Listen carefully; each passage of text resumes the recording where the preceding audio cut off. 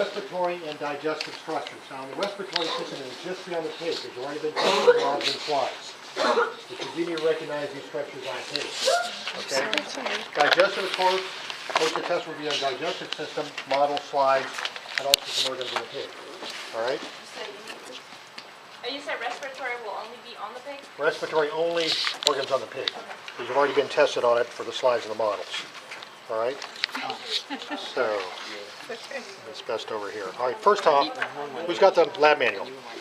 Yeah. Turn to page, well, you hold on to it. No! Page 280. Page 280 in the Shaw Lab Manual. I was on the phone. We'll go over the structures listed there. 280? 280. Oh, you're fine. 280. Okay. All right, good. Okay. Start of the respiratory system. First thing there, larynx. Okay, the larynx is the voice box. And it's this swollen area right here.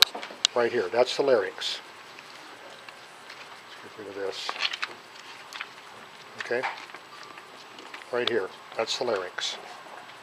That's continuous with the trachea. Now the trachea, you can see, is pretty obvious. It's a big tube. It's kept open by these pieces of cartilage, just like ours. So it has kind of a ridged appearance to it. Okay. The trachea, larynx, and trachea. Okay, the next thing is the right and left lung. Well, that's pretty obvious.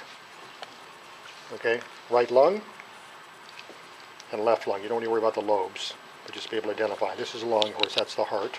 That's the liver. All right, the next thing is parietal and visceral pleura. All right, now you can't really see this, but you should know where they are. Visceral pleura would be covering the surface of the lungs. The parietal pleura would line the thoracic cavity.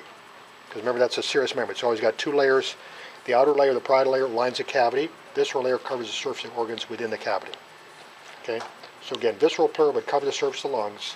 Parietal pleura would line the thoracic cavity. You can't really see them, but that's where they would be. It's a very thin membrane. Okay, then we have the diaphragm. The diaphragm is pretty obvious, or it should be. It's this membrane right here. And it lies between and separates the thoracic cavity from the abdominal pelvic cavity. Remember, that's one of the respiratory muscles, one of the inspiratory muscles that we talked about. Okay, is that it for there? Mm-hmm. Okay, then we got a couple sphincters up there. We have the external nares. We also have the hard and soft palate, the lingual frenulum, the internal nares, glottis and epiglottis. Okay, so we'll start with the external nares. Those are pretty obvious too. Those are the nostrils. So air is taken in through the external nares, passes through the nasal cavity, which is superior to this, and here we have the palates. That's the hard palate. You can see it's ridged, and when you feel it, it is hard. It doesn't really give because it's got a bony shelf to support it.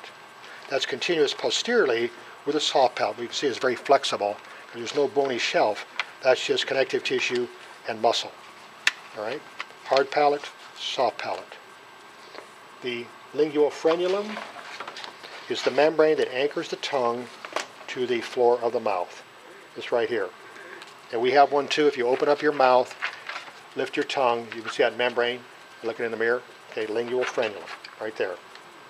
So again, external nares, the nostrils, hard palate, soft palate, and the lingual frenulum. And then we want the internal nares, epiglottis, and glottis. Okay, the glottis is this opening right here. Now this is the throat region. I've cut back the jaw so you can open up into the throat. This is the glottis. That's the opening from the throat into the larynx. The flappy tissue that covers it when the animal swallows, and same thing in humans, is the epiglottis. That's what this is. So glottis again is the opening. The flappy tissue that covers it, the epiglottis. There's also an opening you can see right here from the nasal cavity into the throat. This big hole right here. Those are the internal nares, or posterior nasal aperture.